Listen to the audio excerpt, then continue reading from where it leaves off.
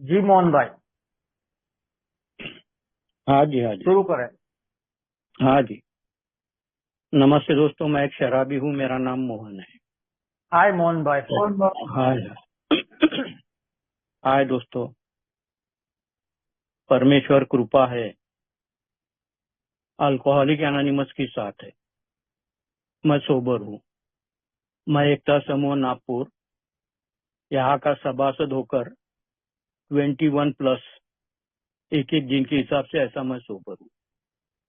अगर अगर मैं प्रार्थना की बात करता हूँ, जो कि मेरे को अल्कोहलिक एनोनिमस में आने के बाद ही समझी। अगर मैं प्रार्थना की बात करता हूँ तो अल्कोहलिक एनोनिमस में आने के पूर्व प्रार्थना के बारे में मेरे क्या विचार थे, ये अगर मैं सोचता हूँ तो मैं पाता हूँ कि मैं अल्कोहलिक एनोनिमस में आने के पूर्व संस्कारों के माध्यम से पारिवारिक प्रार्थनाएं तो चलती थी, मगर जैसी जैसी दारू बढ़ती रही और मुसीबतें जीवन में आती रही, बर्बादी होती रही, तो दारू ज्यादा पीने की वजह से जब भी परिस्थिति बिगड़ती थी, दारू बंद करने के लिए प्रार्थना करी जाती थी। परिस्थिति में सुधार हो, परिस्थिति से मैं बाहर निकल जाऊं, उसके लिए जो पुकार दिल से निकलती थी, वो पुकार भी प्रार्थना का ही मायना है। वो भी एक प्रकार की प्रार्थना है। बावजूद इसके दारू भी बढ़ती रही और परिस्थिति भी दिनों दिन खराब होती रही, बर्बादी के दिनों दिन कदम बढ़ते रहे। अच्छा, मैं अपने लिए तो करता ही था, मैं तो अपने लिए करता ही था कि विपरीत परिस्थिति है, इस परिस्थिति से मेरे को बाहर निकाल। परिवारजन भी करते थे कि लड़का दुरुस्त हो जाए, पति दुरुस्त हो जाए, मगर ये प्रार्थना करने के बावजूद भी मेरे ओर से, परिवार की ओर से, और जो भी मुझे कोई चाहता होगा उसके ओर से भी, मगर देखता हूं मैं कि दिनों दिन हालात मेरे खराब ही होते गए, यहाँ तक कि मरने के कगार पे पहुंच गए। और जब मैं मरने के कगार पे पहुंच गया और जिसके लिए मैं प्रार्थना करता, जिसको जो भी परमेश्वर हो, तो मैं प्रार्थना करने के बावजूद भी उसकी मदद मेरे को प्राप्त नहीं होती थी। अब जब मदद ही प्राप्त नहीं होती थी और दिनों दिन हालात खराब होते जा रहे और मरने की कगार पे पहुंच गए, अगर अल्कोहलिक एनोनिमस का दरवाजा नहीं मिलता और अंदर कोई धकेलता नहीं, तो मौत तो निश्चित थी। पागल तो वैसे आधा मैं अल्कोहलिक एनोनिमस में आने के पूर्व बहुत पूर्व से ही हो गया था। तो परमेश्वर की तरफ से किसी भी प्रकार की कोई भी मदद न मिलना, इसकी वजह से प्रार्थना में जो विश्वास चाहिए, प्रार्थना करने में जो विश्वास चाहिए, वो विश्वास मेरे अंदर नहीं था। मुझे लगता नहीं था दूर दूर तक कि प्रार्थना के माध्यम से जीवन में कुछ हो सकता है, जीवन बदल सकता है। ये हो गया मेरे लिए, मैं स्वयं के लिए। जब भी परिस्थिति विपरीत हो, दारू से दूर रहना, ये मेरे लिए जो प्रार्थना करी जाती थी, वो मेरे द्वारा, परिवार द्वारा, ठीक है। मंदिरों में, चर्चों में, मस्जिदों में दुख चिंता दूर करने के लिए प्रार्थनाएं लोग करते रहते। वो भी देखा जाता, वो भी लोग मेरे को दिखते थे।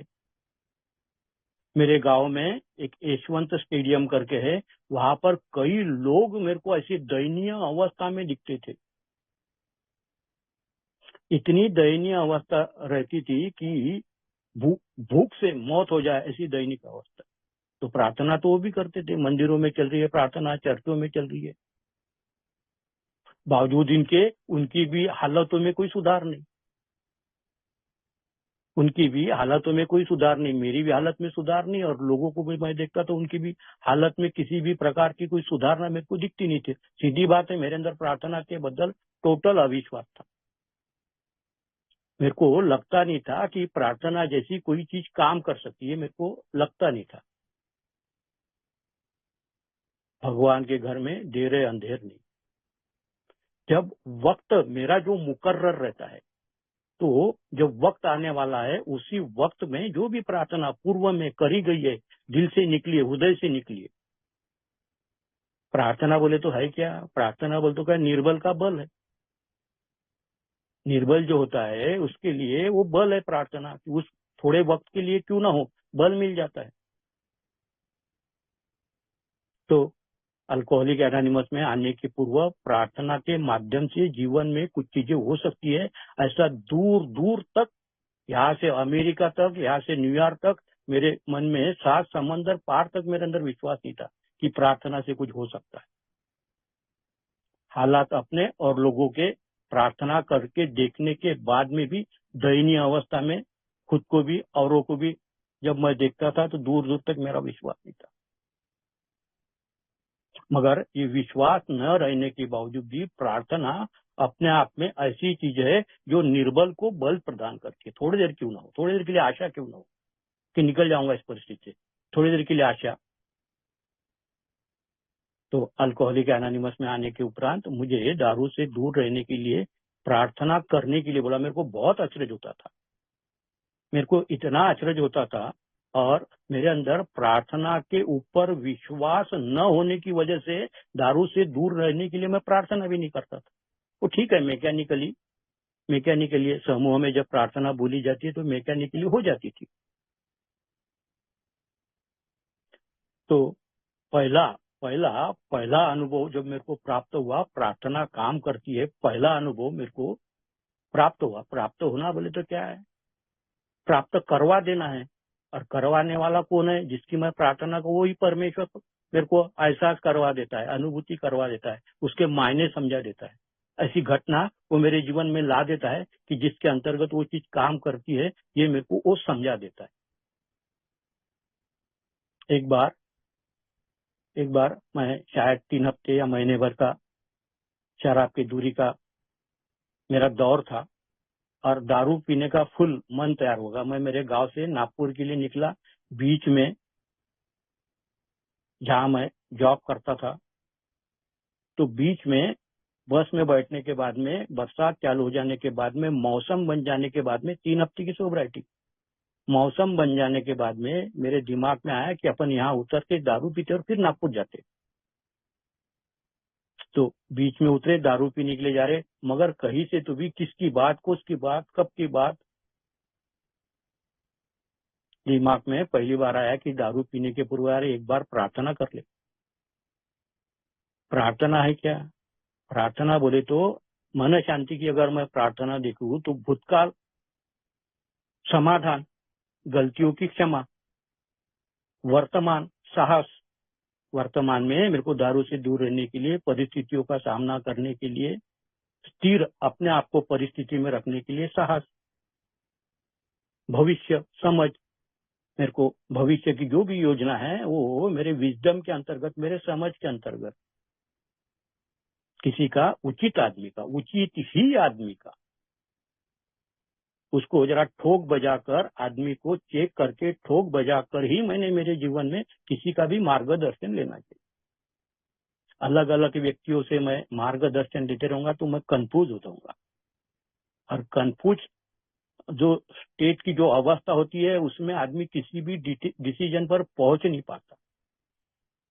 तो मैंने पहली बार दारू से दूर रहने के लिए मैकेनिकली, दिल से, हृदय से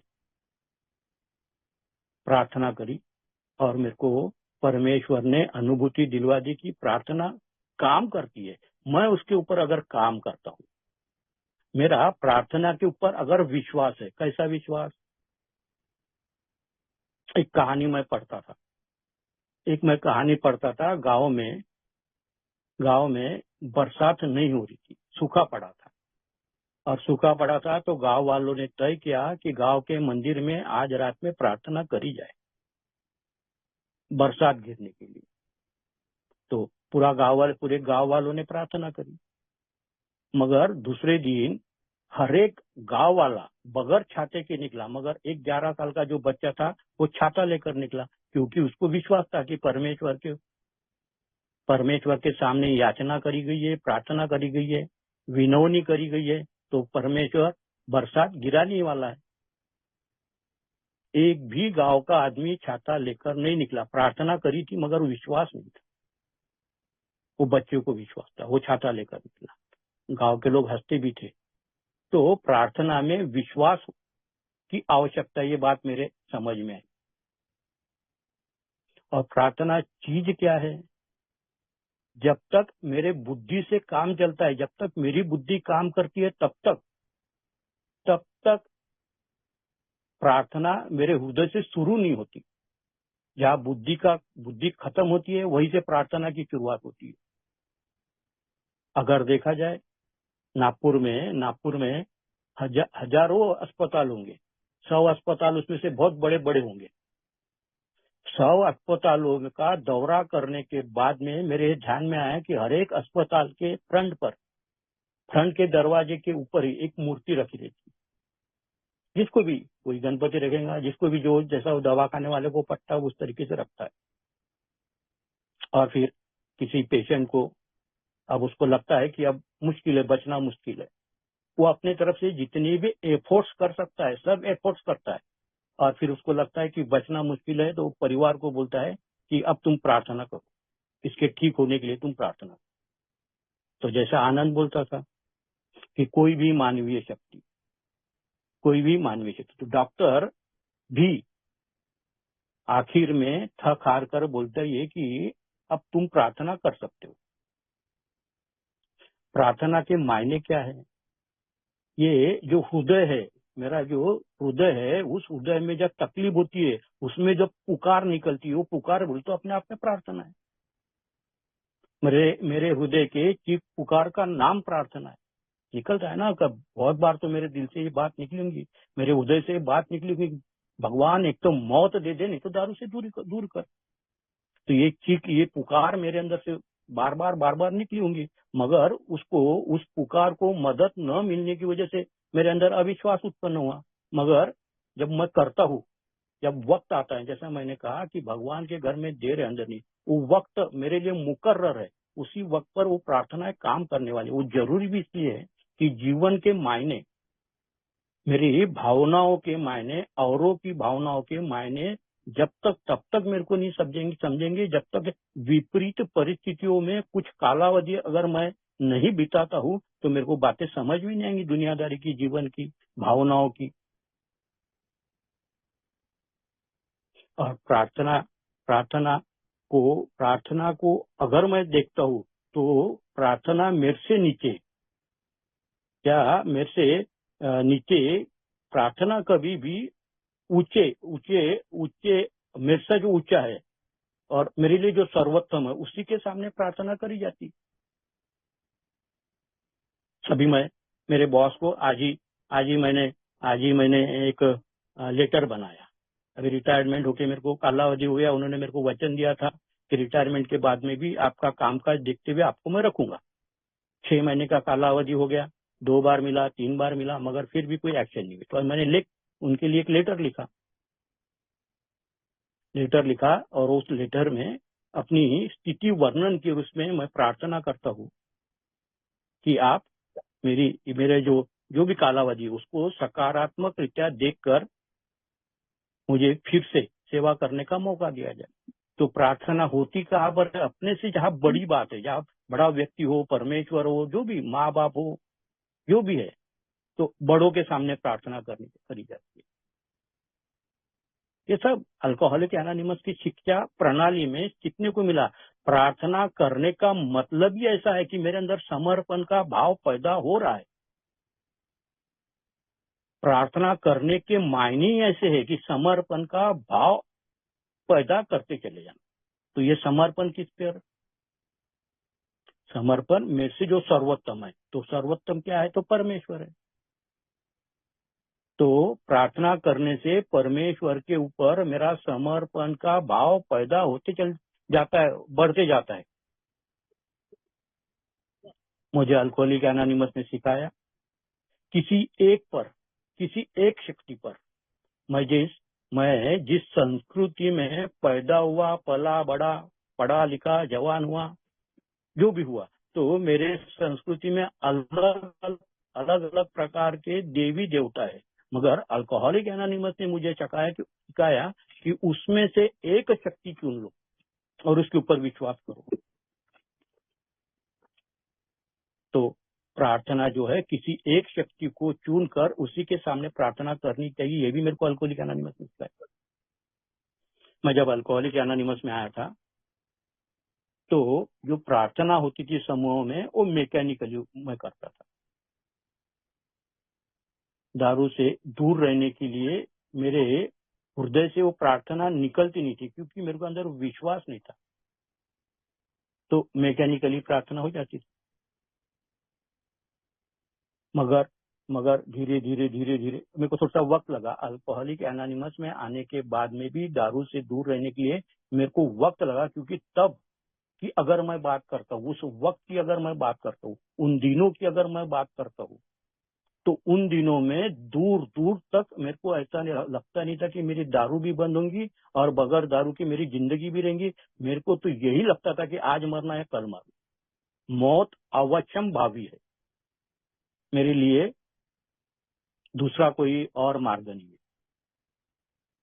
मौत ही बस आखिरी दवा है मेरी, यही मेरे को लगता था। तो ठीक है, मैकेनिकली करते थे। फिर बाद में जब भी दारू पीने का प्रति आकर्षण उत्पन्न होता तो उसको रट लेता था, उसको रटता था, मैं प्रार्थना को रटता था। तो वो जो प्रार्थना को रटना है, अपने आप में मेरा मन या आकर्षण जो दारू के प्रति उत्पन्न हो रहा है वो डिवर्ट होना है, वो डिवर्ट होता था, वो वक्त निकल जाता था मेरे को। मैं बहुत लोगों के साथ में चर्चा चलती है तो मैं बोलता भी हूँ कि पहले साल में या दूसरे साल में दारू का ज्यादा आकर्षण उत्पन्न होता है। ये 3-4 मौके जब भी दारू पीने के मेरे मन में आए, दारू पीने का मन करे, 3-4 मौके आएंगे। 3-4 मौकों को अगर मैं मात करता हूँ प्रार्थना के माध्यम से, चर्चा के माध्यम से, तो अगर मैं उसको मात करता हूँ, 3-4 मौके अगर मेरे निकल गए, तो फिर दारू का जो ऑब्सेशन है वो ऑब्सेशन मेरे से नदारत, मेरे अंदर उत्पन्न नहीं होता ऑब्सेशन। तो मैं ऐसा रटता था प्रार्थना को, तो उसका मेरे को फायदा हुआ।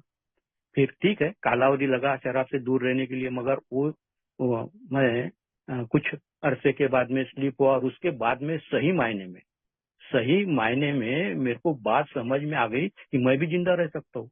मैं जो मरने के विचार अपने मन में पालता था, ये उसकी वजह ऐसी है कि ये जो बीच का कालावधि बगैर दारू के जो बीता, तो मेरे को लगने लगा कि मैं भी बगैर दारू के, जैसे लोग हैं, मैं भी बगैर दारू के रह सकता हूँ, जरा केयरफुली, जरा सीरियस होकर। फिर एक वाक्य मेरे साथ में हुआ। फिर स्लीप हो जाने के बाद में, कुछ अरसा शराब से दूर रहने के बाद में, स्लीप हो जाने के बाद में, फिर दोबारा जब मैं स्टैंड हुआ, फिर मेरे को स्टैंड होने के लिए 2-3 महीने का अरसा लगा। फिर मेरे को साइकियाट्रिस्ट की मदद लेनी पड़ी। तब तक मेरे बात एक ध्यान में आ गई थी कि दुनिया में मेरे को अगर कोई दारू पिला सकता है, सिवा मेरे और कोई नहीं, और सिवा मेरे अगर कोई नहीं, तो मेरे दुर्गुण के सिवा मुझे और कोई दूसरा दारू पिला नहीं सकता। फिर मैं 1.5 महीने सोबर था। और फिर एक होली का त्योहार था, एक मीटिंग में मैं जाता था, एक समूह में मैं जाता था, होली का त्योहार था, और मैं उत्साही था। अब की बार मैं ज्यादा उत्साही था। पहली बार मैं निराश था, क्योंकि मेरे को लगता नहीं था कि मैं ऐसा कुछ कर पाऊंगा या ऐसा मेरे साथ में हो पाएगा। अब की बार मैं उत्साही था। उसकी वजह ऐसी थी कि मैंने बगैर दारू के दिन बिताए थे। तो होली का त्योहार था, एक समूह की मीटिंग करता था, और मैं अपने साथ में उत्साह में अपने घर से गुलाल लेके गया था, और मैं सोचा था कि सदस्यों के चेहरे पे गुलाल लगाऊंगा। एक ओल्ड टाइमर को मैंने गुलाल लगाने की चेष्टा करी, और उसने मेरे को डांट दिया। उसने मेरे को डांटा कि इस प्रकार से यहाँ चलता नहीं। उसने और भी 2-4 बातें बोली। जैसा ही मेरे को उल्टा सीधा कोई बोलता है, तो तुरंत मेरे मन में मेरे अहंकार को चोट लगती है, और तुरंत मेरे मन में बदला लेने की भावना उत्पन्न होती है, और तुरंत मेरे अंदर बदला लेने की भावना, मैं इसको दिखाई देता हूँ। और मेरी फितरत भी वैसी थी कि तुरंत रिएक्ट होना, तुरंत उल्टा सीधा बोलना, तुरंत हाथ भी उठाने के लिए मैं आगे पीछे न देखने वाला था। तो मेरे अंदर बदला लेने की भावना उत्पन्न हुई। थोड़ा देर तो मैं दूर रहा। मेरी समस्या क्या है कि जब कोई ऐसी बात होती है, कोई बात ऐसी घटित होती है, कोई ऐसा बोलना चालना होता है, कुछ भी ऐसा होता है, तो उस वक्त में उतना वो ज्यादा नहीं लगता। मगर 2-4 पल बीत गए, 2-4 पल बीत जाने के बाद में मेरी समस्या उग्र रूप धारण कर, और उसने जो बोला था तो मेरी समस्या, किसी का तो भी माइक चालू है। आनंद प्लीज माइक बंद कर। आनंद प्लीज माइक बंद करे ना, माइक चालू है ना। तो कुछ पल बीत जाने के बाद में जो भी समस्या रहती है वो उग्र रूप धारण करती है मेरी विचारों की वजह से, और एकदम तुरंत मेरे अंदर बदला लेने की भावना उत्पन्न हुई।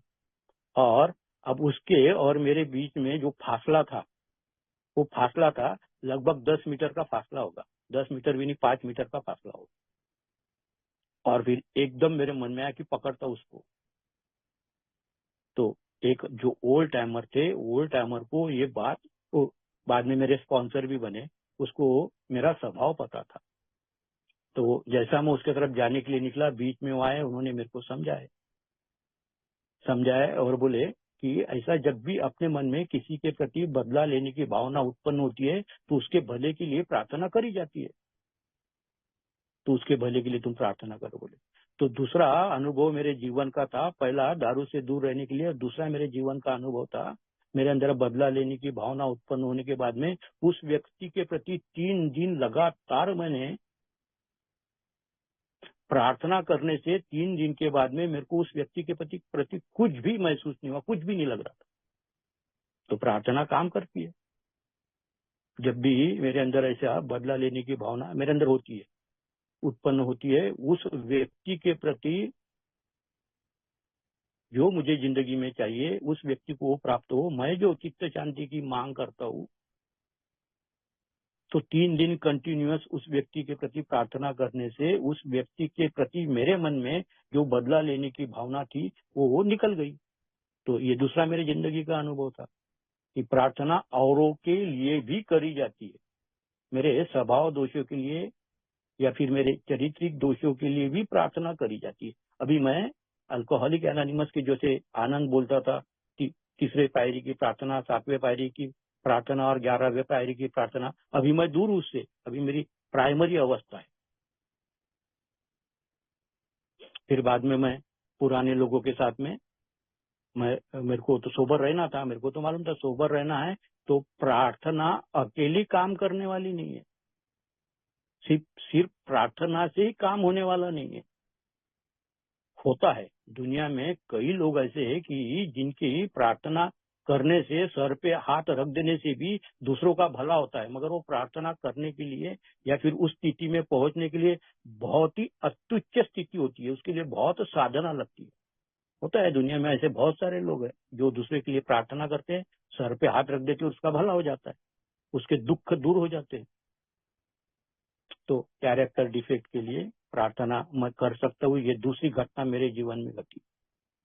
तो पुराने लोगों के साथ में मेरे को समझ में आ रहा था कि प्रार्थना के साथ में अगर कृति की जोड़ नहीं है तो प्रार्थना काम करने से रही। प्रार्थना करने के बावजूद भी मैं दारू पी सकता हूँ अगर मेरे अंदर भाव नहीं है, वो बात नहीं है।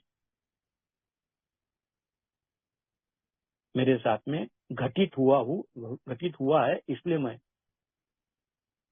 तो ओल्ड टाइमर लोगों के साथ में कैरिंग द मैसेज करने जाता था। जब भी 2 जने थे, 2 जने के साथ में मैं ज्यादा रहा अल्कोहलिक एनोनिमस, बहुत कैरिंग द मैसेज करते थे। रिटायर्ड थे, बैंक ऑफिसर थे, रिटायर्ड थे, रिटायर्ड बोलते के वीआरएस लिया था, और वीआरएस लेने के पहले उनका मन बनाया था उन्होंने कि बची हुई जिंदगी अल्कोहलिक एनोनिमस में काम करेंगे। तो उनके साथ में मैं जाता था। तो एक बात और मैं सीखी, जब भी मैं कैरिंग द मैसेज में साथ में उनके साथ में जाता था, तो उनके घर जो भी अल्कोहलिक है उसके घर के पास में पहुंचने से पहले तीनों जने इकट्ठा होते थे, प्रार्थना करते थे और बोलते थे कि भगवान तेरा संदेश देने के लिए जा रहे हैं। तो कैरिंग द मैसेज करने से पहले प्रार्थना बोली जाती थी, और जब उसको संदेश दिया जाता था उसके बाद में जब नीचे उतरते थे या फिर सामने जाते थे, चाय के टपरी पे बैठते थे, तो फिर प्रार्थना दोहराते थे कि तेरा संदेश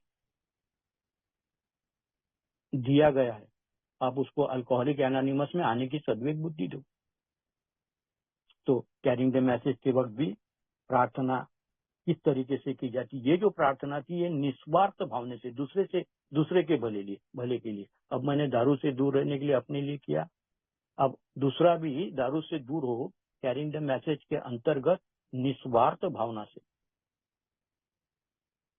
तो मेरे को प्रार्थना के मायने समझे, अपने स्वार्थ के लिए भी होते और निस्वार्थ भावना के लिए भी प्रार्थना होती है। मैं जब स्टेप वर्क करता था, मैंने मेरी जिंदगी में तीन दफा अल्कोहलिक एनोनिमस का 12 स्टेप का प्रोग्राम अपने जीवन में लागू किया, उसके ऊपर काम किया। मेंटेनेंस की जो स्टेप्स है वो बहुत बार हो नहीं पाती, या फिर आलस से बोलो, या फिर वो टाल मटोलपना बोलो, या बेजवाबदारी बोलो अपने प्रति, या अपने प्रति बेईमानी बोलो। तो 3 बार मैं 12 स्टेप प्रोग्राम करता था। जैसा कि आनंद ने कहा, मुझे तीसरे स्टेप की प्रार्थना बेहद ही पसंद, 7वें पायरी की प्रार्थना मुझे बेहद पसंद है, मुझे 11वें पायरी की प्रार्थना बहुत ही पसंद है। तो 7वें पायरी की प्रार्थना में, 7वें पायरी की प्रार्थना में मैं क्या सोचता हूँ, क्या मांगता हूँ? मैं प्रार्थना के द्वारा अपनी गलती, तुच्छता, कमजोरी, अपने आप को जो तुच्छ समझना है, औरों को जो तुच्छ समझना है, मैंने जो गलतियां जिस वजह से करी है, जो चरित्र के दोष उसके पीछे, जो स्वभाव के दोष उसके पीछे, तो 7वें पायरी के अंतर्गत मैं अपनी तुच्छता को, अपनी गलती को, अपनी कमजोरियों को, या मैंने जो गुनाह किए वो 6वें 7वें पायरी के अंतर्गत मैं स्वीकार करता हूँ। मुझे तो बहुत राहत मिली। मैं मेरे जीवन में 7वें पायरी से होने वाला फायदा आपके सामने रख देता हूँ। आज मैं उत्तेजित नहीं होता, एकाएक नहीं होऊंगा ऐसा मैं बोल नहीं सकता, मगर एकाएक मैं आज उत्तेजित नहीं होता, जो कि मेरी बहुत बड़ी समस्या है।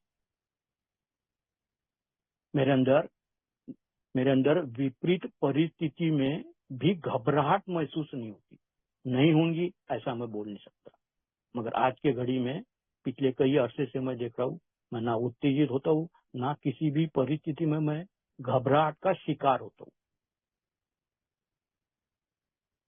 ये मेरे 7वें पायरी के प्रार्थना करने की वजह से मेरे को ये फायदे हुए, जबकि ये मेरे सबसे बड़ी समस्या थी। जल्दी घबरा जाता था और उसमें से बाहर निकलने के लिए दारू का सहारा लेता था, तुरंत उत्तेजित होता था और अपने लिए समस्या खड़े करता था। तो मैं अपने गलतियों को, अपने अंदर जो तुच्छ भाव है, अपने जो कमजोरियां है, मैंने जो गुनाह करे हुए वो कबूल करता हूँ। परमेश्वर को उसमें से मुझे निकाल दे, इसके लिए प्रार्थना करता हूँ।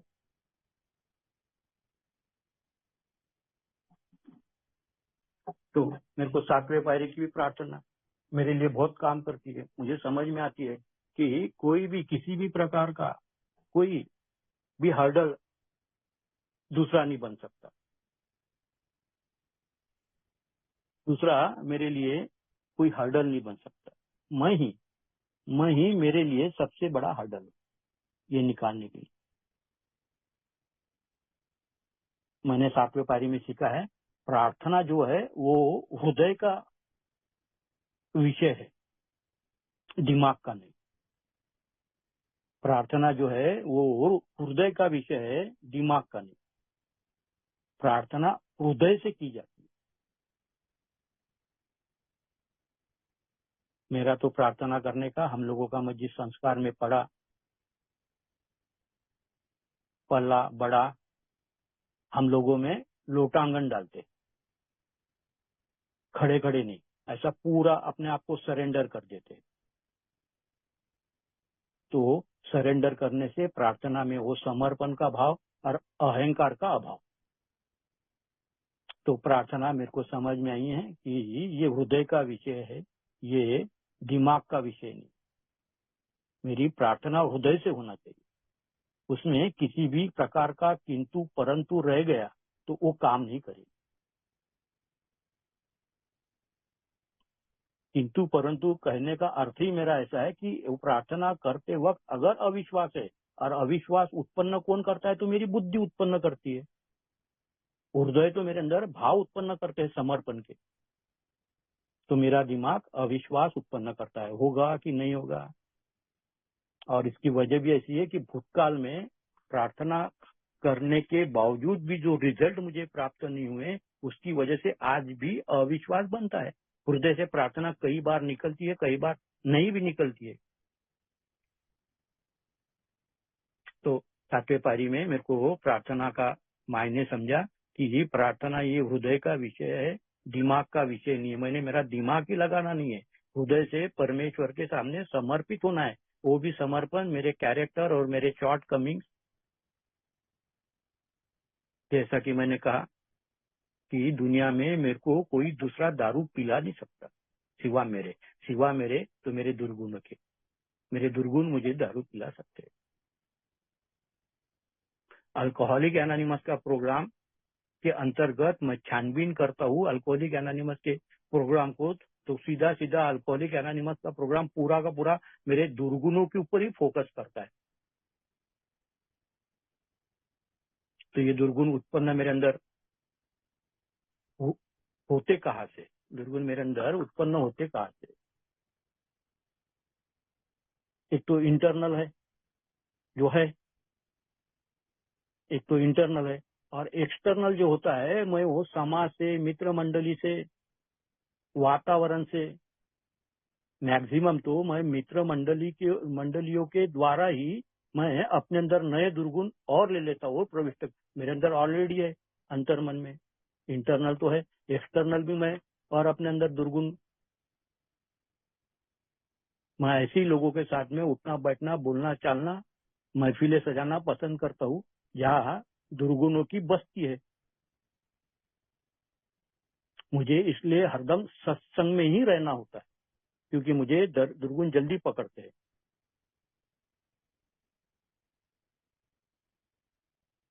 तो एक्सटर्नल दुर्गुण मैं अपने अंदर न आने दूं, और मेरे जो दुर्गुण है वो दूर करने के लिए परमेश्वर से जितनी ज्यादा प्रार्थना, जितनी बार मैं कर सकता हूँ, फर्ज मेरा इतना है सिर्फ प्रार्थना करना। वो दुर्गुणों को निकालना या न निकालना ये उसकी मर्जी, कब निकालना उसकी मर्जी, कौन से निकालना वो उसकी मर्जी।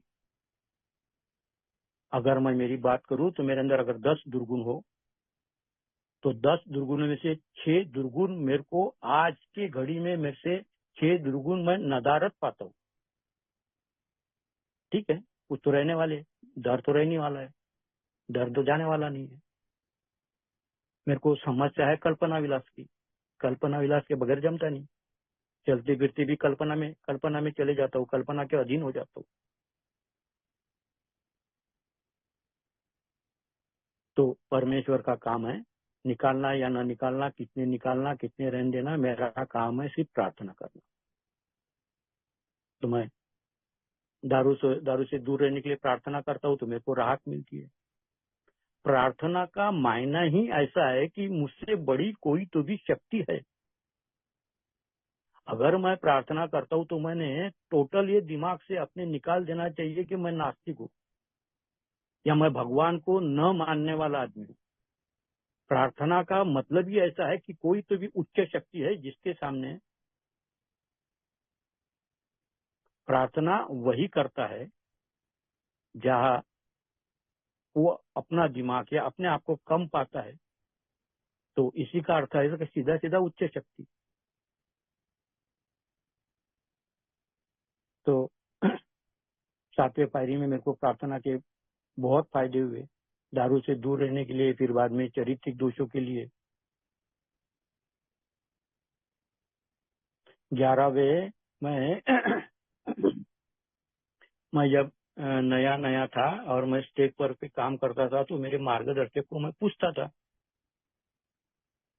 तो प्रार्थना तो ठीक है चित्त शांति की, मगर प्रार्थना और ध्यान इसके जो इसके प्रार्थना को जो रखा गया हुआ है वो 11वें पायरी में रखा गया हुआ प्रार्थना को, उसका जो महत्व है वो 11वें पायरी में उसका महत्व रखा गया है। ठीक है, स्टेप वर्क के लिए अलग अलग प्रार्थना हो, ठीक है, मगर प्रार्थना को 11वें पायरी में तवज्जो दी गई है। और प्रार्थना तो कहीं पर भी कौन सी भी स्थिति में करे जाने वाली चीज है।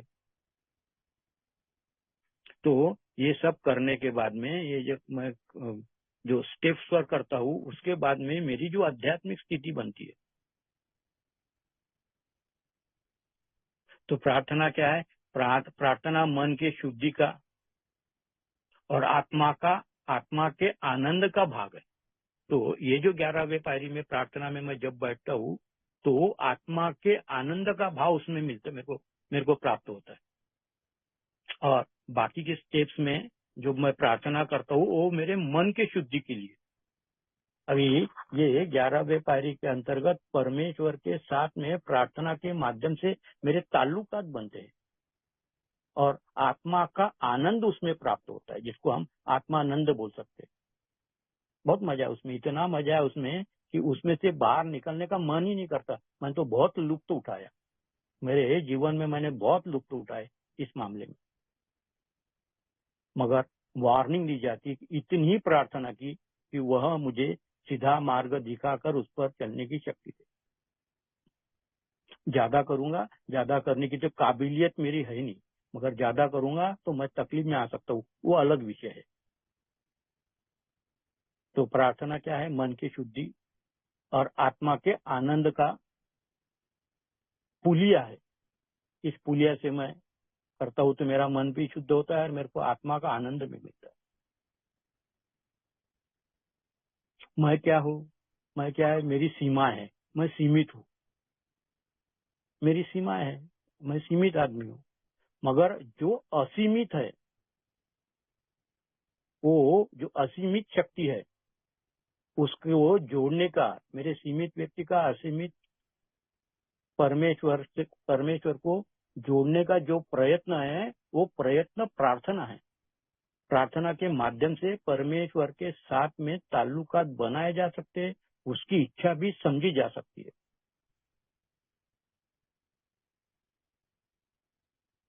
कभी कभी रोजमर्रा के जीवन में जीते वक्त अपने आप को मैं शक्तिहीन पाता हूँ। ऐसा लगता है कि अपने बस की बात नहीं है, अपन ने इसमें गिरना नहीं चाहिए, अपन ने ये करना नहीं चाहिए। अपने आप को मैं कमकुवत पाता हूँ या बलहीन पाता हूँ। जब जब भी ऐसा मैं अपने आप को पाता हूँ तो प्रार्थना का सहारा लेने से अपने आप को मैं बलवान महसूस करता हूँ, मैं कर सकता हूँ, ऐसी भावना मेरे अंदर उत्पन्न होती है।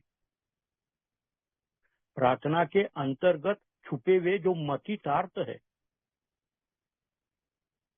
प्रार्थना के अंतर्गत चित्त शांति के प्रार्थना के अंतर्गत जो अर्थ छुपे हुए, उस अर्थ को जानकर उसके ऊपर अगर मैं कृति करता हूँ तो अपने आप को मैं बलवान पाता हूँ, मैं कर सकता हूँ, ऐसी भावना मेरे अंदर।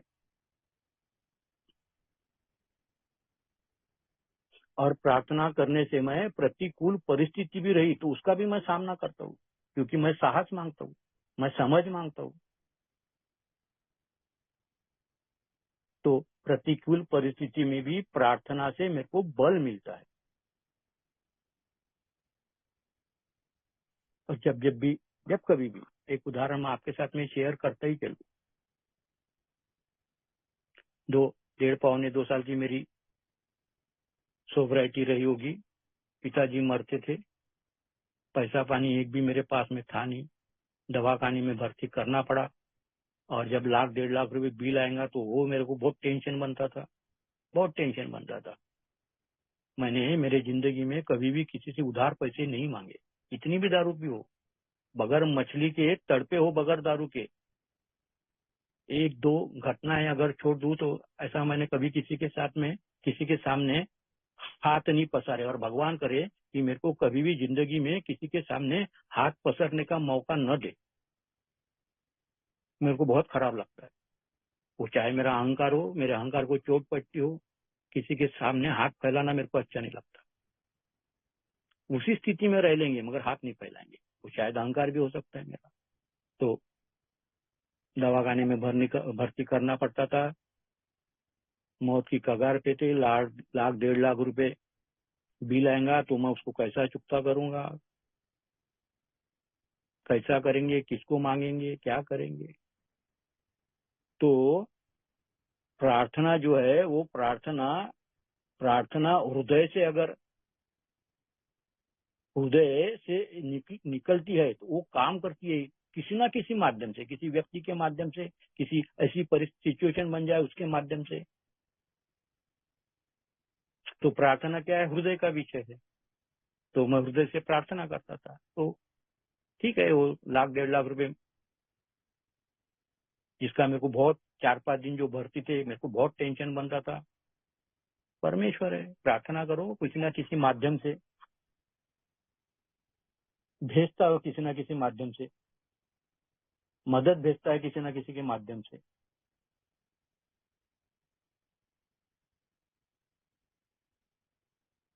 तो मैं जब परमेश्वर से प्रार्थना करता हूँ हृदय से, तो जैसी भी मेरी परिस्थिति हो, उस परिस्थिति में से निकालने के लिए कोई हाथ, किसी का हाथ, और मेरे को उस परिस्थिति में से अपने आप को मैं निकलते हुए पाता हूँ। तो शुक्रिया मेरे अंदर से निकलने को ना, कृतज्ञता मेरे अंदर से निकलने को ना। जन्म से ही मेरे अंदर कृतज्ञता की भावना की कमी है। वो तो अल्कोहलिक एनोनिमस का देन है कि दिनों दिन कृतज्ञता का भाव बढ़ता जा रहा है। हर एक बात में जो भी प्राप्त है वो परमेश्वर की कृपा से प्राप्त है, ऐसा हर बार सोचने की वजह से कृतज्ञता बढ़ती जा रही है। तो प्रार्थना जब मैं करता हूँ, परमेश्वर किसी न किसी माध्यम से मेरे को समस्या से बाहर निकालता है। मेरे हाथ से कोई भूल हो गई या औरों ने कोई भूल की तो दोनों तरफा प्रार्थना काम करती है। दोनों चीजों के लिए प्रार्थना काम करती है। मेरे अपने आप के भूलों को क्षमा करने के लिए, औरों ने अगर कुछ भूल की मेरे को लेकर तो उनको क्षमा करने के लिए भी दो तरफा प्रार्थना, मेरे लिए भी औरों के लिए भी क्षमा करने के लिए प्रार्थना।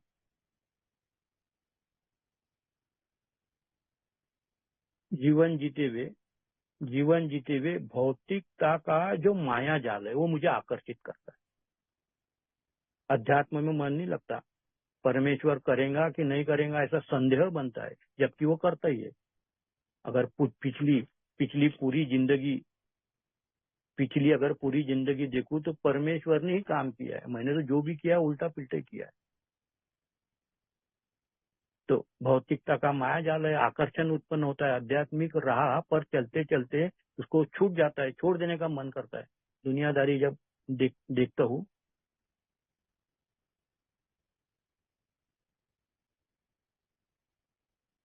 तो जब भी ऐसी आकर्षित करती है भौतिक चीजें, फिर वो भौतिक चीजें का विश्लेषण मैं नहीं करूंगा। उसमें बहुत सारी चीजें, उसमें बाई भी आती है, पैसा भी आता है, प्रतिष्ठा भी आती है, बहुत सारी चीजें आती है। वो एक प्रकार का माया जाल है, वो मुझे आकर्षित करता है, आध्यात्मिक मार्ग से भटकाने की कोशिश करता है। तो मुझे प्रार्थना बचाती है कि मेरे लिए वो चीजें नहीं है। मेरे लिए जो मार्ग दिया हुआ है वो है श्रद्धा का मार्ग। मेरे को वो फेथ का मार्ग दिया हुआ है। अल्कोहलिक एनोनिमस का प्रोग्राम पूरा का पूरा श्रद्धा के ऊपर निर्मित है। मेरा मार्ग श्रद्धा का मार्ग है। भौतिक चीजें मेरे लिए विघटनकारी हो सकती है। परमेश्वर पे डिपेंडेंसी मेरे लिए